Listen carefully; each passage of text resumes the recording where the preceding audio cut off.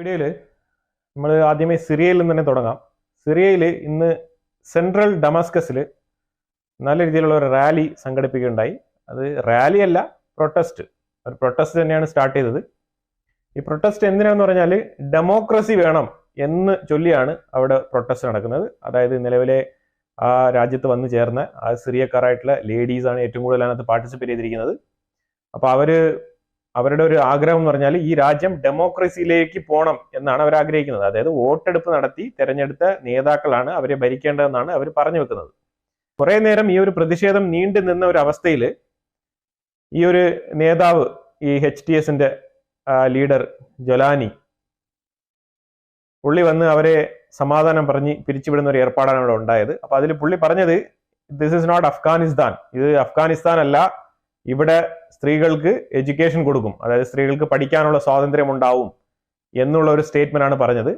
പക്ഷെ അതിൽ പുള്ളി എവിടെയും ഡെമോക്രസി ഉണ്ടാവും എന്നുള്ളത് പറഞ്ഞിട്ടില്ല. കാരണം ഡെമോക്രസി വരുന്നെങ്കിൽ ചിലപ്പോൾ പുള്ളിക്ക് തന്നെ അവിടെ ഭരിക്കാൻ കസാര കിട്ടിയെന്ന് വരില്ല. കാരണം ഡെമോക്രസി വരുമ്പോഴത്തേക്കും വോട്ടെടുപ്പാണല്ലോ. വോട്ടെടുപ്പിൽ തെരഞ്ഞെടുക്കുമ്പം ഈ ജൊലാനി തന്നെ അവിടെ കസാരയിൽ ഇരിക്കാൻ പറ്റണമെന്ന് യാതൊരു നിർബന്ധമില്ലാത്ത കാര്യമാണ്. അപ്പൊ അതുകൊണ്ട് തന്നെ പുള്ളി അതിനെക്കുറിച്ച് ഒരക്ഷരം മിണ്ടിയിട്ടില്ല എന്നുള്ളതാണ്. ഇത് ശരിക്കും പറഞ്ഞാൽ ഇത് ഡെമോക്രസിയിലൊന്നും ഇത് പോകത്തില്ല. ഈ മത തീവ്രവാദത്തിൽ ഊന്നി നിൽക്കുന്ന ആശയങ്ങൾ കൊണ്ട് പിടിച്ചെടുത്ത ഒരു സാമ്രാജ്യത്വം, അതിനകത്ത് എങ്ങനെയാണ് ഡെമോക്രസി വരാൻ പോകുന്നത്? അതൊരിക്കലും ഡെമോക്രസിക്ക് ഒരു രീതിയിലും വളക്കൂറുള്ള മണ്ണായി സിറിയ മാറാൻ പോകുന്നില്ല എന്നുള്ളതാണ് എനിക്ക് മനസ്സിലാക്കാൻ പറ്റുന്നത്. അത് ആദ്യം തൊട്ടേ നമുക്ക് മനസ്സിലായ കാര്യമാണ്. പിന്നെ ഇപ്പൊ ഈ ആൾക്കാർ ഇങ്ങനെ പോയിട്ട് ഈ പ്രഹസനം കാണിച്ചുകൊണ്ട് അവിടെ ഒരു പ്രതിഷേധം നടത്തിയിട്ട് യാതൊരു കാര്യമില്ല എന്നുള്ളതാണ്. ഈ അസാദിന്റെ കുടുംബ ഭരണം, 53 വർഷത്തെ കുടുംബ ഭരണം അവിടെ വീണത് ഒരു സക്സസ് ആണ്. അത് വേണമെങ്കിൽ ഓക്കെ എന്ന് പറയാം. പക്ഷെ അതിനെ ചൊല്ലി ഈ പുതിയതായിട്ട് വന്നിരിക്കുന്ന ആൾക്കാർ, അവരും ഇതേ തീവ്ര നിലപാടുള്ള സലഫിസ്റ്റ് ആശയത്തിൽ ഊന്നി നിൽക്കുന്ന ആൾക്കാരാണ്. അവരെങ്ങനെയാണ് അവിടെ ഡെമോക്രസി കൊണ്ടുവരാൻ പോകുന്നത്? അതൊരിക്കലും സാധിക്കാത്ത വിഷയമാണ്.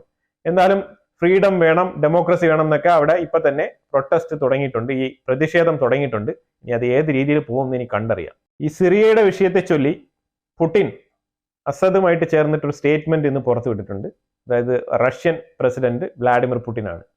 പുള്ളി പറഞ്ഞിരിക്കുന്നത്, അസദിന്റെ വീഴ്ചയിൽ അല്ലെങ്കിൽ അസദിന്റെ പതർച്ചയിൽ ഇസ്രായേലിന് നല്ല രീതിയിലൊരു വിജയമുണ്ടായി, അത് ശരിയാണ്, അതിനെ അക്സെപ്റ്റ് ചെയ്യുന്നുണ്ട്. പക്ഷെ അതേസമയം സിറിയ തോറ്റു എന്നതിന്റെ അർത്ഥം റഷ്യ തോറ്റു എന്നതല്ല. ഇസ്രായേൽ വിജയിച്ചു, പക്ഷെ റഷ്യ തോറ്റിട്ടുമില്ല എന്നുള്ള രീതിയിൽ ഒരു ഡിപ്ലോമാറ്റിക് സ്റ്റേറ്റ്മെന്റ് ആണ് പറഞ്ഞു വെച്ചിരിക്കുന്നത്. അത് ശരിക്കും പറഞ്ഞാൽ കവറപ്പ് ചെയ്യാൻ വേണ്ടിയിട്ട് പറഞ്ഞ കാര്യമാണ്. കാരണം സിറിയയിൽ ഇപ്പം ഈ ഒരു റഷ്യൻ ബേസ് അവിടെ വേണ്ട എന്നാണ് തീരുമാനം. അതുകൊണ്ട് റഷ്യ അവിടെ നിന്ന് കൂട്ടപലായനം ചെയ്ത് റഷ്യയിലേക്ക് അവരുടെ സോൾജേഴ്സിനെയും എല്ലാ പടക്കോപ്പുകളും എടുത്തുകൊണ്ട് മടങ്ങുന്ന ഒരു അവസ്ഥയാണ് ഉണ്ടായിരിക്കുന്നത്. അപ്പൊ എന്തായാലും ഒരു അമേരിക്കയ്ക്ക് ഒരു മിലിറ്ററി ബേസ് അവിടെ ഉള്ള സ്ഥിതിക്ക് റഷ്യ അവിടെ നിൽക്കാതെ പോകുന്നത് റഷ്യക്ക് ഒരു തോൽവി തന്നെയാണ്. റഷ്യയെ അവര് മടക്കി അയക്കുകയാണ് ചെയ്യുന്നത്. കാരണം അത് ഒരിക്കലും സാധിക്കില്ല. കാരണം സിറിയയിൽ വന്നിരിക്കുന്ന പുതിയ ഭരണകൂടം അസാദിന് എതിരാണ്. അപ്പൊ അങ്ങനെ ഇരിക്കുന്ന സാഹചര്യത്തിൽ അസാദിനെ സംരക്ഷണം കൊടുക്കുന്ന റഷ്യയുടെ ഒരു ബേസ് തീർച്ചയായിട്ടും സിറിയക്കുള്ളിൽ വരുന്നതിൽ ചില സാങ്കേതിക പ്രശ്നങ്ങൾ അവിടെ ഉണ്ട് എന്നുള്ളതാണ്. അത് തന്നെയാണ് അതിന്റെ കാരണം. അല്ലാതെ ഇവിടെ US-നെയോ അല്ലെങ്കിൽ ഇസ്രായേലിനെയോ അങ്ങനെ ഒരു കോമ്പറ്റീറ്റർ ആയിട്ട് അവിടെ കരുതേണ്ട ആവശ്യമില്ല. ഇത് തന്നെയാണ് അതിന്റെ ബേസിക് റീസൺ. ഇന്ന് സെൻട്രൽ ഗാസയിൽ ഇസ്രായേൽ ശരിക്കും ഒരു അറ്റാക്ക് പ്ലാൻ ചെയ്ത് വെച്ചിരിക്കുന്നതാണ്. പക്ഷേ ആ സമയത്താണ് ഹമാസ് ഒരു വെടിനിർത്തൽ കരാറുമായിട്ട് മുന്നോട്ട് വന്നത്.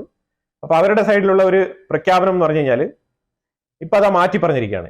ഇവരെ എപ്പോഴും ഞാൻ പറഞ്ഞിട്ടുണ്ടല്ലോ, ഈ ഹമാസ് എപ്പോഴും ഇങ്ങനെ ഉരുണ്ട് കളിക്കുന്ന ഒരു ഏർപ്പാടാണ്. അപ്പൊ അവര് പുതിയതായിട്ടൊരു ഏർപ്പാട് കൊണ്ടുവന്നിരിക്കുന്നത് 34 പേരെ റിലീസ് ചെയ്യാം, 45 ദിവസം വെടിനിർത്തണം, പൗസ് ചെയ്യണം, ഈ ഒരു യുദ്ധം നിർത്തിവെക്കണം.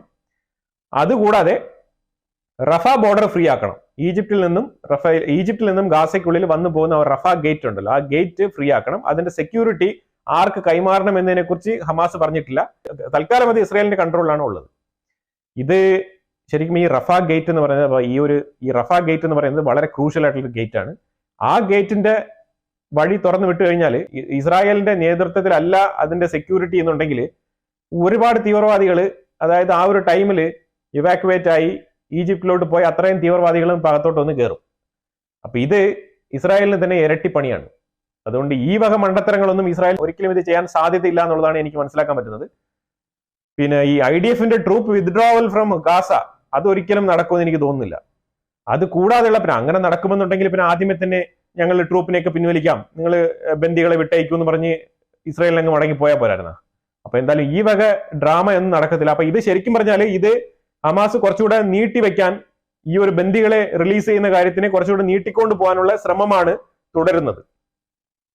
ഇതിനെ ചൊല്ലി വെസ്റ്റേൺ കൺട്രീസ്, അതായത് ഇതിനെ ചൊല്ലി US ഭാഗത്തു നിന്നായാലും ഖത്താറിന്റെ ഭാഗത്തു നിന്നായാലും നല്ല രീതിയിലുള്ള പ്രഷർ വരുന്നുണ്ട്. പക്ഷെ ഖത്താർ ഇൻഡയറക്ട്ലി, ഈ ഖത്താർ എന്ന് പറഞ്ഞ രാജ്യം എന്ന് പറഞ്ഞാൽ അവർ പക്ക ഓർത്തഡോക്സ് ആയിട്ട് ഒരു ബിലീവ് ചെയ്യുന്ന, ആ ബിലീവ് സിസ്റ്റത്തിൽ നിൽക്കുന്ന ആൾക്കാരാണ്. അതുകൊണ്ട് തന്നെയാണ് ഈ വക തീവ്രവാദികളായിട്ടുള്ള ആൾക്കാരെയൊക്കെ അവർ പിന്നെ ഏറ്റവും ഫ്രണ്ട്ലിയോടുകൂടി അവർക്ക് ഹാൻഡിൽ ചെയ്യാൻ പറ്റുന്നത്.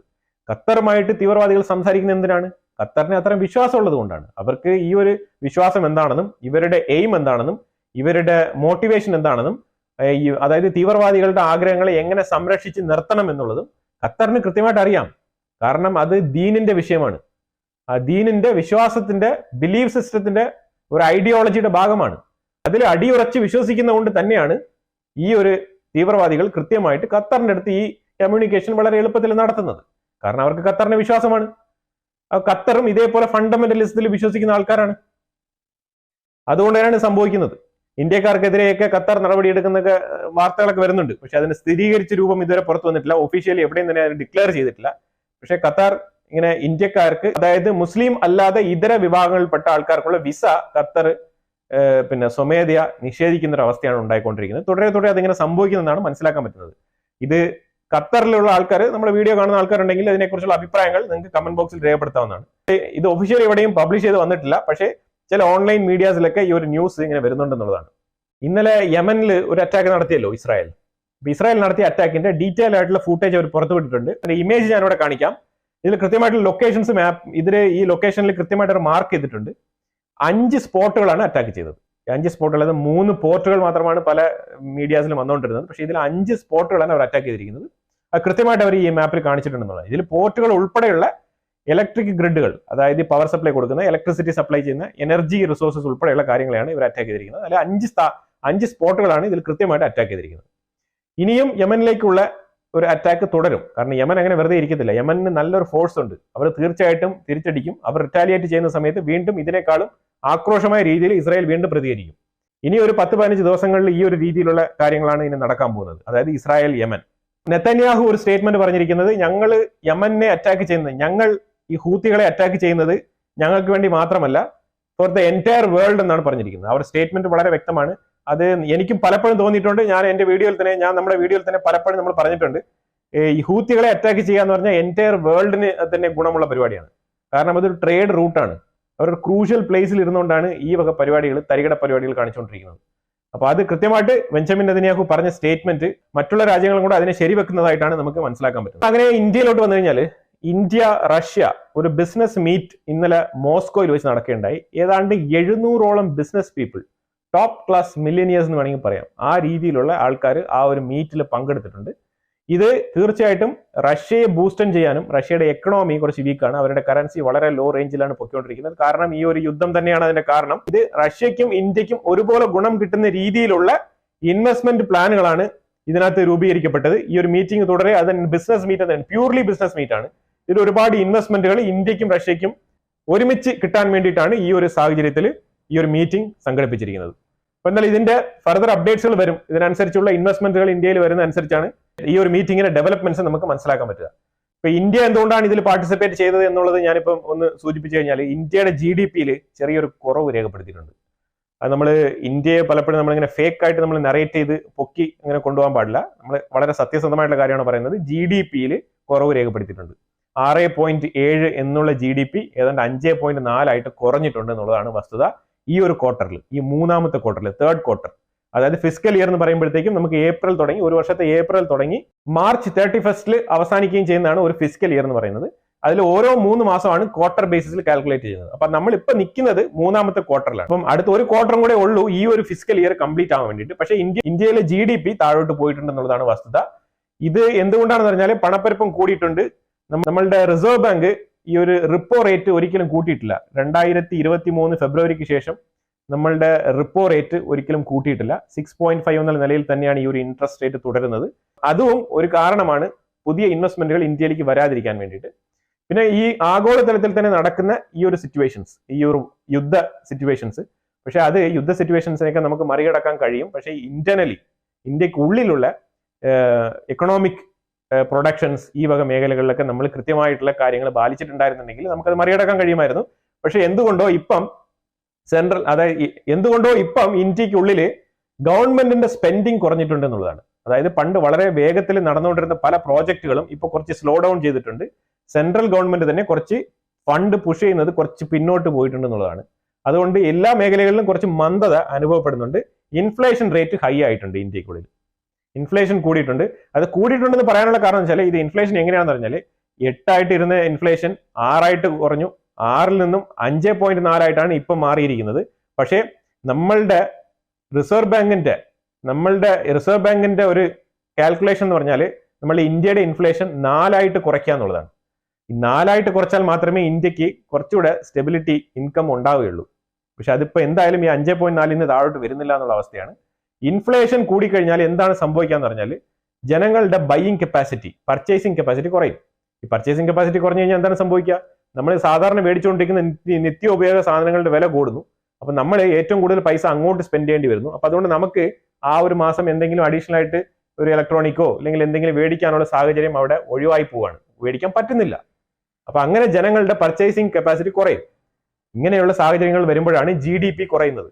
നമ്മുടെ രാജ്യത്തിന്റെ ആൾക്കാരുടെ പർച്ചേസിങ് കപ്പാസിറ്റി കുറഞ്ഞിരിക്കുകയാണ്. അതാണ് GDP കുറയാനുള്ള കാരണം. ഇനി അതൊരു സൈഡിൽ സെപ്പറേറ്റ് സബ്ജക്റ്റ് ആണ്. അത് ടോട്ടലി എഡ്യൂക്കേഷണൽ ഓറിയന്റഡ് ആയിട്ട് നോക്കേണ്ട ഒരു കാര്യമാണ്. അപ്പൊ ഇപ്പൊ നമ്മൾ നോക്കി കഴിഞ്ഞാൽ തുർക്കി ഇന്ത്യയെ മറികടന്നുകൊണ്ട് ഡ്രോൺ മാനുഫാക്ചറിംഗിൽ നമ്പർ 1 ആയിട്ട് മാറിയിരിക്കുകയാണ്. അത് ഇന്ത്യക്ക് ഒരു ഭീഷണി തന്നെയാണ്. കാരണം അവർ തന്നെയാണ് ബംഗ്ലാദേശിലേക്ക് ഡ്രോൺ ഒക്കെ കൊടുത്ത് ഡെമോൺസ്ട്രേഷൻ ഒക്കെ നടത്തിക്കൊണ്ടിരിക്കുന്നത്. അപ്പൊ തുർക്കി ഡ്രോണിലും അതേപോലെ ഫൈറ്റർ ജെറ്റുകളിലൊക്കെ അവർ കുറച്ചുകൂടി എഫക്റ്റീവ് ആയിട്ട് മുന്നോട്ട് പോകുന്നുണ്ട് എന്നുള്ളതാണ് നമ്മൾ മനസ്സിലാക്കേണ്ടത്. ആത്മനിർഭർ ഭാരത് ഒക്കെ പറഞ്ഞിട്ട് നമ്മൾ തുടങ്ങിയിട്ടുണ്ട്. പക്ഷെ നമ്മൾ അത് കുറച്ചുകൂടെ ആക്റ്റീവായിട്ട് അതിനകത്ത് പ്രവർത്തിക്കേണ്ടതുണ്ടെന്നാണ് നമുക്ക് മനസ്സിലാക്കുന്നത്. തുർക്കി നമുക്കൊരു പാഠമാണ്. നമ്മൾ കൃത്യമായിട്ട് അത് മനസ്സിലാക്കിക്കൊണ്ട് ടെക്നോളജിയിൽ കുറച്ചുകൂടെ മുന്നോട്ട് പോകേണ്ടതുണ്ട്. അതും അതിവേഗം പോകേണ്ടതുണ്ട് എന്നാണ് ഇത് നമുക്ക് സൂചിപ്പിക്കുന്നത്. ഇന്ത്യ കോവിഡോട് അനുബന്ധിച്ച് കോവിഡ് വന്നല്ലോ 2020 ആ സമയത്ത് നമ്മൾ നോർത്ത് കൊറിയയിലെ ഇന്ത്യൻ എംബസി നമ്മൾ ക്ലോസ് ചെയ്തിട്ടുണ്ടായിരുന്നു. ആ നോർത്ത് കൊറിയയിലെ ഇന്ത്യൻ എംബസി നമ്മൾ ഓപ്പൺ ചെയ്യാൻ വേണ്ടി തീരുമാനിച്ചിരിക്കുകയാണ്. അത് ഇപ്പൊ ഈ റഷ്യയിൽ നടന്നൊരു മീറ്റിംഗിൽ ഉണ്ടായ ഒരു ഡെവലപ്മെന്റ് ആണത്. കാരണം റഷ്യയും നോർത്ത് കൊറിയയും തമ്മിൽ നല്ല കണക്ഷനാണ് ഇപ്പോൾ. അപ്പൊ അതുകൊണ്ട് ആ ഒരു രീതിയിൽ പുടിന്റെ ഒരു ഇൻഫ്ലുവൻസ് ഇതിനകത്ത് ഉണ്ടെന്നാണ് മനസ്സിലാക്കാൻ പറ്റുന്നത്.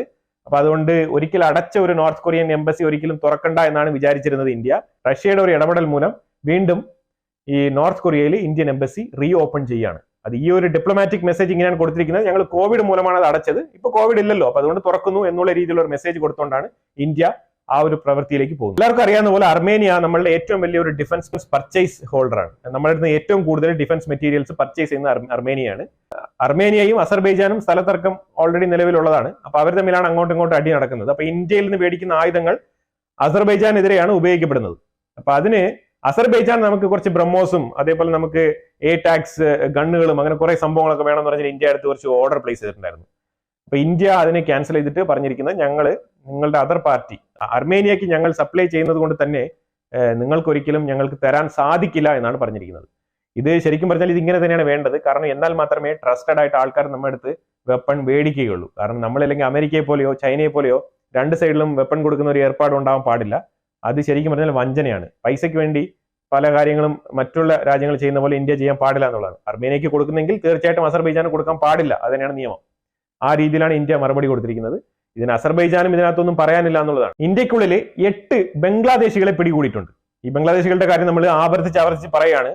അതില് എവിടെയൊക്കെ നോക്കിക്കോ, അസ്സാമില്, വെസ്റ്റ് ബംഗാളില്, അതേപോലെ കേരളത്തില്. ഈ കേരളത്തിലെ ന്യൂസിൽ ഇത് വന്നോ ഇല്ലോ എന്ന് എനിക്കറിയത്തില്ല. പക്ഷെ ഇതാണ് സംഭവം. 8 പേരെ പിടികൂടിയിട്ടുണ്ട്. അതിൽ കുറച്ച് പേര് കേരളത്തിൽ നിന്നും കൂടെ ഉള്ള ആൾക്കാരാണ്. കേരളത്തിൽ നിന്നുള്ള മീൻസ് കേരളത്തിലുള്ള ബംഗാളികളാണ്. ഈ ബംഗാളി പണിക്കാർ അവരെയാണ് പിടികൂടിയിരിക്കുന്നത്. 8 പേര്. ഇവര് ഈ ഹിന്ദുക്കളായിട്ടുള്ള ഇതര റിലീജിയൻ, മുസ്ലിം അല്ലാത്ത റിലീജിയനുള്ള ആൾക്കാരെ ടാർഗറ്റ് ചെയ്ത് അവർക്കെതിരെ എന്തെങ്കിലും അപകടം വരുത്താനുള്ള ഗൂഢാലോചന നടത്തിയ കേസിലാണ് ഇവന്മാരെ പിടികൂടിയിരിക്കുന്നത്. ഇന്ത്യയിൽ നിന്നും ഒരു 84 പേര് പാകിസ്ഥാന്റെ ഉള്ളിൽ വിസയ്ക്ക് അപ്ലൈ ചെയ്ത് ആ വിസ അപ്രൂവൽ കിട്ടിയിരിക്കുകയാണ്. ഒരു ഈ പിൽഗ്രിമേജ്, അതായത് തീർത്ഥാടനത്തിന് വേണ്ടിയിട്ടാണ് ഈ വിസ അപ്ലൈ ചെയ്തിരിക്കുന്നത്. കത്താസ് രാജ് ടെമ്പിൾ വിസിറ്റ് ചെയ്യണം എന്ന് പറഞ്ഞിട്ട് ഇവര് വിസ അപ്ലൈ ചെയ്ത് ഇവർക്ക് അപ്രൂവൽ കിട്ടിയിരിക്കുകയാണ്. ഒരു 84 പേര് കത്താസ് രാജ് ടെമ്പിൾ വിസിറ്റ് ചെയ്യാൻ വേണ്ടി പോവാണ്. ഞാനൊരു കാര്യം ചോദിക്കട്ടെ, ഈ കത്താസ് എന്തിനാണ് അവിടെയൊക്കെ പോകുന്നത്? ഇന്ത്യക്കുള്ളിൽ വേറെ അമ്പലങ്ങളൊന്നും ഇല്ലേ? എന്താണ് ഇതൊക്കെ കേൾക്കുന്നത്? ഇത് ശരിക്കും പറഞ്ഞാൽ ഇവർക്കൊക്കെ വേറെ പണിയൊന്നും ഇല്ലാത്തതുകൊണ്ടാണ് ഇങ്ങനെ പോകുന്നതാണ് എനിക്ക് മനസ്സിലാകുന്നത്. കാരണം ഈ പാകിസ്ഥാന്റെ ഉള്ളിൽ തന്നെ ഇതിന് വേറെ ഒരു റീപ്ലേസ്മെന്റും ഇല്ലേ? ഈ കത്താസ് രാജ് ടെമ്പിൾ അവിടെ തന്നെ പോണോ? എന്തിനാണ് ഈ പാകിസ്ഥാനുള്ളിൽ 84 വിസ എടുത്ത് അങ്ങോട്ട് പോകേണ്ട കാര്യം? ഇന്ത്യൻ ടീം തന്നെ അങ്ങോട്ട് പോയി കളിക്കുന്നില്ല എന്ന് പറഞ്ഞിട്ട് നമ്മൾ അവിടെ നിന്ന് മാറ്റിയിട്ട് ICC ചാമ്പ്യൻഷിപ്പ് ട്രോഫി കളി വരെ നമ്മൾ ദുബായിലേക്ക് മാറ്റി വെച്ചിരിക്കുകയാണ്. ഈ ഒരു സാഹചര്യത്തിലാണ് ഈ ഒരു 84 പേര് ഇന്ത്യക്കുള്ളിൽ പോകുന്നത്. ഇവർ പോയി വരുന്നതോടുകൂടി എന്താണ് ഉറപ്പുവരുത്താന്ന് അറിയാമോ? നമുക്ക് ഒരു ഡിഫൻസ് അവിടെ ഫെയിലിയർ ആവുകയാണ്. ഇത് ഇന്ത്യൻ ഗവൺമെന്റ് ഈ 84 പേർക്കെതിരെ നടപടി എടുക്കണമെന്നാണ് എനിക്ക് പറയാനുള്ളത്. കാരണം അവിടെ തീവ്രവാദം ആ രീതിയിൽ നടക്കുന്നുണ്ട്, അവിടെ തീവ്രവാദപരമായ അറ്റാക്കുകൾ നടക്കുന്നുണ്ട്, അവിടെ പല രീതിയിലുള്ള തീവ്രവാദികൾ, പല സെക്റ്റിലുള്ള തീവ്രവാദികൾ അവിടെ നല്ല രീതിയിലുള്ള ആക്രമണങ്ങൾ നടത്തിക്കൊണ്ടിരിക്കുന്ന ഒരു സ്ഥലമായിട്ട് മാറിക്കൊണ്ടിരിക്കുകയാണ് പാകിസ്ഥാൻ. അവിടെ ഇന്ത്യയിൽ നിന്നും ഒരു 84 പേര് പോയിട്ട് വളരെ സേഫ് ആയിട്ട് ട്രാവൽ ചെയ്ത് തിരിച്ച് മടങ്ങാന്ന് പറഞ്ഞു കഴിഞ്ഞാൽ ഇത് ഇന്ത്യക്ക് UN പാകിസ്ഥാനെ ഗണ്ണിക്കുന്ന സമയത്ത് അവർ ഇത് പറഞ്ഞ് ഈ പോയിന്റ് പറഞ്ഞ് നമ്മളെ എതിർക്കും. ഇതൊക്കെ ഡിപ്ലോമാറ്റിക്കലി ഇന്ത്യയെ വീക്കൻ ചെയ്യുന്ന പരിപാടികളാണ്. ഈ ഖത്താസ് രാജൊക്കെ ഇന്ത്യക്കുള്ളിൽ ഒരെണ്ണം പണിത് അവിടെ നിങ്ങൾ തീർത്ഥാടനം ചെയ്തൂടെ? എന്തിനാണ് ഇപ്പൊ ഈ പാകിസ്ഥാന്റെ ഉള്ളിൽ പോയി ഇത് ചെയ്യാൻ പോകുന്നത്? ഇത് രാജ്യത്തിന്റെ ഡിപ്ലോമാറ്റിക്കലി വീക്കൻ ചെയ്യുന്ന ഒരു ട്രിപ്പായിട്ടാണ് എനിക്ക് മനസ്സിലാക്കാൻ പറ്റുന്നത്. പാകിസ്ഥാനും ചൈനയും തമ്മിൽ ചെറിയ ഒരു തർക്കം. ഈ തർക്കം എന്താണെന്ന് പറഞ്ഞാൽ ഇന്ത്യ തുടരെ മിസൈൽ പരീക്ഷണങ്ങളും കാര്യങ്ങളൊക്കെ നടത്തുന്നുണ്ട്. അപ്പൊ ഈ പാകിസ്ഥാനിൽ ഉള്ളിലിരിക്കുന്ന ആ ഒരു ആണവായുധം അവർക്ക് തന്നെ ഇപ്പൊ ഡൗട്ട്ഫുൾ ആണ്. അത് പ്രവർത്തിക്കുമോ ഇല്ലയോ എന്നുള്ളതിന്റെ ഡൗട്ട് പാകിസ്ഥാന് തന്നെ വന്നിട്ടുണ്ട് എന്നുള്ളതാണ്. അപ്പൊ അവര് ചൈന എടുത്ത് സെക്കൻഡറി സ്ട്രൈക്കിനുള്ള ഒരു ആണവായുധം ഞങ്ങൾക്ക് തരണം, സപ്ലൈ ചെയ്ത് തരണം, ഞങ്ങളത് ഒരു ഡെമോക്കെങ്കിലും ഇവിടെ വെച്ചോളാം എന്നുള്ള രീതിയിൽ പാകിസ്ഥാന്റെ ആർമി ചൈനയോട് ചോദിച്ചിട്ടുണ്ട്. ചൈന അതിനെ ഡിനൈ ചെയ്തു. ചൈന പറഞ്ഞ് നമുക്ക് തരാൻ പറ്റത്തില്ല എന്ന് പറഞ്ഞു. അതിന് കൗണ്ടറായിട്ട് പാകിസ്ഥാൻ ചെയ്ത വിഷയം എന്ന് പറഞ്ഞാൽ എന്നാൽ ഗൗഡാർ പോർട്ടിൽ ചൈനയ്ക്ക് ഒരു മിലിറ്ററി ബേസ് ഞങ്ങൾ അനുവദിക്കില്ല എന്നാണ് പറഞ്ഞിരിക്കുന്നത്. ഇത് ഇപ്പൊ നിലവിൽ ചൈനയ്ക്കും പാകിസ്ഥാനും ഇടയിൽ ഒരു തർക്കമായിട്ട് ഉടലെടുത്ത് വന്നിരിക്കുകയാണ്. ഇത് വരും ദിവസങ്ങളിൽ ഇത് ചർച്ച ചെയ്യപ്പെടും. ഇത് ചൈനയും പാകിസ്ഥാനും തമ്മിൽ തെറ്റാനുള്ള ഒരു സാഹചര്യം തുടങ്ങുന്നു എന്നുള്ളതാണ് മനസ്സിലാക്കാൻ പറ്റുന്നത്. അതായത് ഈ ഒരു ന്യൂക്ലിയർ വെപ്പൺ, അതായത് ഈ ഒരു ആയുധം തന്നില്ല എന്നുണ്ടെങ്കിൽ ഗൗഡാർ പോർട്ട് എന്നേക്കുമായിട്ട് ചൈന മറന്നേക്കണം എന്ന് പാകിസ്ഥാന്റെ ആർമിയാണ് പറഞ്ഞിരിക്കുന്നത്. പാകിസ്ഥാൻ അറിയാമല്ലോ, പാകിസ്ഥാന്റെ ഭരിക്കുന്ന ആൾക്കാരോട് ഒന്നുമല്ല, അവിടെ ആർമിയാണ് എല്ലാം. ഇപ്പൊ ഇന്ന് വേണമെങ്കിലും അവിടെ നിന്ന് ഷഹബാസ് ഷെരീഫിനെ പറഞ്ഞയച്ചിട്ട് അവിടെ ആർമി കയറിയിരുന്ന് ഭരിക്കും. ആ രീതിയിലുള്ള രാജ്യമാണ് പാകിസ്ഥാൻ. അവിടെ ആർമിയാണ് ഡിസിഷൻ എടുക്കുന്നത്. ആർമി ഇത് വളരെ വ്യക്തമായിട്ട് ശക്തമായിട്ട് പറഞ്ഞിരിക്കുകയാണ്. പണ്ട് തൊട്ടേ ആർമിക്ക് ഈ ഗൗഡാർ പോർട്ടിൽ ഇതൊരു നിർണായകമായ ഒരു പോർട്ടാണ്, ഇതൊരു കീ ലൊക്കേഷനാണ്. ഇവിടെ ചൈനയ്ക്ക് ഒരു ബേസ്, മിലിറ്ററി ബേസ് കൊടുക്കുന്നില്ല. അവർ പണ്ടേ താല്പര്യം ഇല്ലായിരുന്നു തന്നെയാണ്. പിന്നെ ഇവര് ചൈനയെ വെച്ച് ഇങ്ങനെ ഈ പൈസ കുറച്ച് കിട്ടുന്നുണ്ടല്ലോ, ആ രീതിയിൽ ഇവർ ചൈനയെ വെച്ച് കുറച്ചിങ്ങനെ ഡിപ്ലോമാറ്റിക്കലി ഇങ്ങനെ കളിച്ചുകൊണ്ടിരുന്നതാണ്. ഇപ്പൊ യഥാർത്ഥത്തിൽ കുപ്പി ഇന്ന് ഭൂതം പുറത്തു വന്നിരിക്കുകയാണ്. പാകിസ്ഥാന്റെ ഒരു അവസ്ഥ എന്ന് പറഞ്ഞാൽ ഏതാണ്ട് 93% ബാങ്ക്രപ്സിയിലോട്ട് പോകുന്ന ഒരു അവസ്ഥയിലേക്ക് മുങ്ങി താഴ്ന്നുകൊണ്ടിരിക്കുകയാണ്. അവരുടെ കടം എന്നൊക്കെ പറഞ്ഞു കഴിഞ്ഞാൽ ഏതാണ്ട്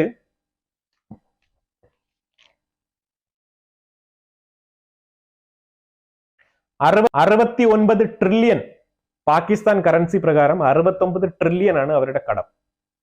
ഈ ഒരു ഒക്ടോബർ, കഴിഞ്ഞ ഈ ഒരു 2024 ഒക്ടോബർ സ്റ്റേറ്റ്മെന്റ് പ്രകാരം 69 ട്രില്യൺ. ഈ കടം എന്ന് അവർ അടച്ച് എന്ന് അവർ മുന്നോട്ട് വരാൻ? ഇത് ഈ ഒരു സമീപ ഭാവിയിൽ ഒരു 50, 60, 70 വർഷം കൊണ്ടെങ്കിലും ഇത് സാധിക്കുമെന്ന് എനിക്ക് തോന്നുന്നില്ല ഈ കടം അടയ്ക്കാൻ. ആ രീതിയിലുള്ള ഡെറ്റ് ട്രാപ്പിലാണ് അവർ പെട്ട് പൊയ്ക്കൊണ്ടിരിക്കുന്നത്. ഇങ്ങനെ ഒരു രാജ്യം ഈ ഭൂമിയിൽ ആവശ്യമുണ്ടോ? അവന്മാരൊക്കെ ഈ രാജ്യം പിരിച്ചുവിട്ട് അത് ഈ പറയുന്ന പോലെ ഈ ബലൂച്ചുകളെ ഒരു സൈഡിലും മറ്റേ പിഷാവർ അത് വേറൊരു സൈഡിലും ഈ ഇസ്ലാമാബാദ് വേറെ സൈഡിലും പഞ്ചാബ് ഒരു സൈഡിലും ഇങ്ങനെ ഒതുക്കി കളഞ്ഞിട്ട് മിണ്ടായിരിക്കുന്നതല്ല. ഇത് പിരിച്ചുവിടുന്നതായിരിക്കും ഏറ്റവും നല്ലത്. സ്വിറ്റ്സർലാൻഡ് ഇന്ത്യയെ ഇത്രയും നാളും ഒരു സ്പെഷ്യൽ കൺസിഡറേഷൻ കൊടുത്ത് ഫേവറബിൾ നേഷൻ എന്നുള്ള ലിസ്റ്റിലാണ് പെടുത്തി വെച്ചിരുന്നത്. അതുകൊണ്ട് എന്താണ് സംഭവിക്കാന്ന് പറഞ്ഞാൽ എന്തിനാണ് ഈ ഫേവറബിൾ നേഷൻ എന്ന് ചോദിച്ചു കഴിഞ്ഞാൽ ആ സ്വിറ്റ്സർലാൻഡിൽ ഈ കള്ളപ്പണം ആയിക്കോട്ടെ ഏത് രീതിയിലുള്ള പണമായെങ്കിലും അവിടെ കൊണ്ട് ഇൻവെസ്റ്റ് ചെയ്യുന്ന ആൾക്കാർക്ക് അവിടെ ടാക്സ് അടയ്ക്കേണ്ട, അതൊരു ഫെസിലിറ്റി ഈ ഒരു ഫേവറബിൾ നേഷൻ എന്നുള്ള കാറ്റഗറിയിൽ കിട്ടിക്കൊണ്ടിരുന്നതാണ്. ഇപ്പം സംഭവിക്കാൻ പോകുന്ന ഇപ്പോൾ എല്ലാവരും നമുക്ക് കേട്ട ഉടനെ ഞാനും ആദ്യം നെറ്റിയായിരുന്നു, എന്താണ് ഈ ഒരു ഫേവറബിൾ നേഷൻ ഈ സ്വിറ്റ്സർലാൻഡ് ഇങ്ങനെ എടുത്തു കളയേണ്ട കാര്യം എന്തിരിക്കുന്നു? അപ്പൊ ആ ഒരു രീതിയിൽ മനസ്സിലാക്കിയപ്പോഴത്തേക്ക് ഇത് ഒരു തരത്തിൽ ഇന്ത്യക്ക് ഗുണമാണ്. കാരണം ഈ സ്വിറ്റ്സർലാൻഡിലെ കള്ളപ്പണ ഇടപാടുകൾ വെളിപ്പെടുത്തണമെന്ന് പറഞ്ഞ് ഗവൺമെന്റ് നിരന്തരം ചോദിച്ചുകൊണ്ടിരിക്കുകയാണ്. പക്ഷെ അത് ഇതുവരെ പുറത്തു വന്ന ഏർപ്പാട് നമുക്ക് ഇതുവരെ കാണുന്നില്ല. പക്ഷെ അങ്ങനെ പുറത്തു വന്നു കഴിഞ്ഞാൽ ഒരുപാട് ഇന്ത്യയിലെ വലിയ വലിയ ബിഗ് ഫിഷുകളൊക്കെ വെളിയിൽ വരുന്നത് കാണാം.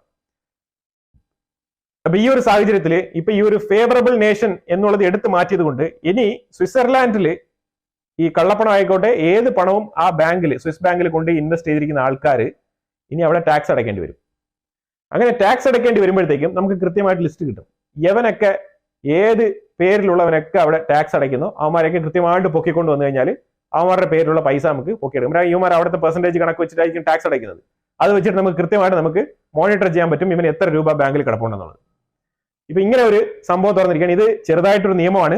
ഈ ഒരു നിയമം ചെറുതായിട്ട് മാറിയത് കൊണ്ട് ഭാവിയിൽ വരാൻ പോകുന്ന ഒരു കാര്യമാണ് ഞാൻ ഇവിടെ ചൂണ്ടിക്കാണിച്ചത്. കാനഡയുടെ വിഷയം കൂടെ നോക്കിയേക്കാം. കാനഡ ട്രൂഡോ ശരിക്കും പെട്ടിരിക്കുന്ന ഒരു അവസ്ഥയിലാണ്. കാരണം അതിന്റെ ഓപ്പോസിറ്റ് ലീഡർ ആയിട്ടുള്ള പിയർ പൊലിവർ, അയാളുടെ സപ്പോർട്ടാണെങ്കിൽ അനുദിനം കൂടിക്കൊണ്ടിരിക്കുന്ന ഒരു അവസ്ഥയാണ്. പക്ഷേ ട്രൂഡോ ആണെങ്കിൽ ദിനം ദിനം താഴോട്ട് പോയിക്കൊണ്ടിരിക്കുകയാണ്. ട്രൂഡോ ആ രാജ്യത്തിന്റെ പ്രൈം മിനിസ്റ്റർ ആണെങ്കിലും ഒരു പ്രാധാന്യവും അർഹിക്കാത്ത രീതിയിലുള്ള ഒരു സാധാരണ മനുഷ്യനായി മാറിയിരിക്കുന്ന അവസ്ഥയാണ് ഇന്ന് കണ്ടുകൊണ്ടിരിക്കുന്നത്. അപ്പൊ അതില് ഇന്ന് ഒന്നുകൂടെ ട്രംപ് ട്രൂഡോയെ ജസ്റ്റ് ഒന്ന് മോക്ക് ചെയ്തിട്ടുണ്ട്. ഈ മോക്കിംഗ് അല്ല, വളരെ സീരിയസ് ആയിട്ടുള്ള സ്റ്റേറ്റ്മെന്റ് ആണ് ട്രംപ് പറഞ്ഞിരിക്കുന്നത്. അതായത് കനേഡിയൻ പീപ്പിൾ, അതായത് കനേഡിയൻ സിറ്റിസൺസ്, അവർ ആഗ്രഹിക്കുന്നു അത്രേ കാനഡയെ 51ാമത്തെ സ്റ്റേറ്റ് ആയിട്ട് അമേരിക്കയുടെ കൂടെ ചേർത്താൽ വളരെ നന്നായിരിക്കുമെന്ന്. ആ ഒരു രീതിയിലാണ് ട്രംപ് പറഞ്ഞിരിക്കുന്നത്. ഇത് കൂടുതൽ ട്രൂഡോയെ വീണ്ടും പ്രൊവോക്ക് ചെയ്തതിന് തുല്യമായിട്ടാണ് ഈ ഒരു സ്റ്റേറ്റ്മെന്റ് കരുതപ്പെടുന്നത്. ഇതിങ്ങനെ തന്നെയാണ് പറഞ്ഞു വെച്ചിരിക്കുന്നത്. ഇത് കാനഡയിൽ ശരിക്കും പറഞ്ഞാൽ ഇന്ന് അവിടെ തെരുവുകളിൽ മൊത്തം, അവിടുത്തെ പോലീസ് ആയിക്കോട്ടെ, അവിടുത്തെ തെരുവുകളിൽ മൊത്തം ഇന്ന് നല്ല രീതിയിലുള്ള പ്രതിഷേധമായിരുന്നു. ഈ ട്രൂഡോക്കെതിരെയുള്ള പ്രതിഷേധമാണ് കാനഡയിൽ നടക്കുന്നത്. അതായത് ട്രൂഡോ രാജിവെക്കണം എന്നാണ് പറയുന്നത്. പക്ഷെ അവിടെ ഇപ്പൊ രാജിവെച്ച് കഴിഞ്ഞാൽ നമ്മൾ ഓൾറെഡി പറഞ്ഞതുപോലെ തന്നെ മാർച്ച് വരെ അവിടെ തണുപ്പ് സീസണാണ്, അപ്പോൾ ഇലക്ഷൻ നടത്താൻ പറ്റത്തില്ല. അപ്പൊ അതുകൊണ്ട് ഒരു പാവയായിട്ടാണ് ട്രൂഡോ 2-3 മാസം കൂടെ തുടരാനുള്ള ഒരു സാഹചര്യം അവിടെ ഉണ്ടായിരിക്കുന്നത്. അത് വേറൊന്നും കൊണ്ടല്ല, കാലാവസ്ഥ കൊണ്ടാണ്. പിന്നെ ആൾക്കാർ സഹിക്കുകയാണ് അയാളെ. ഒരു ഫെബ്രുവരി അവസാനത്തോടു കൂടി മാർച്ചോടു കൂടി അയാളെ കളയുന്നതായിരിക്കും. കാനഡയിൽ ട്രൂഡോ മൊത്തത്തിൽ ഒരു നോ കോൺഫിഡൻസ് ലെവലിലാണ്. ഇപ്പോൾ ഒരു വോട്ടെടുപ്പ് പാർലമെന്റിന്റെ ഉള്ളിൽ ഹൗസ് ഓഫ് കോമൺസിൽ നടത്തി കഴിഞ്ഞാൽ ഇയാൾ പുറത്താവും എന്നുള്ളതിൽ 100% ഉറപ്പുള്ള കാര്യം. അപ്പൊ എന്തായാലും വിവിധ വിഷയങ്ങളെ കുറിച്ചുള്ള നിങ്ങളുടെ അഭിപ്രായങ്ങൾ കമന്റ് ബോക്സിൽ രേഖപ്പെടുത്തുക. വീഡിയോ ഇഷ്ടപ്പെട്ടു കഴിഞ്ഞാൽ ലൈക്ക് ചെയ്യുക, ഷെയർ ചെയ്യുക. അതുപോലെ തന്നെ ചാനൽ ആദ്യമായിട്ടാണ് കാണുന്നുണ്ടെങ്കിൽ മറക്കാതെ ചാനൽ സബ്സ്ക്രൈബ് ചെയ്യുക. വീണ്ടും അടുത്തൊരു വീഡിയോ ആയിട്ട് കാണാം. Thank you so much.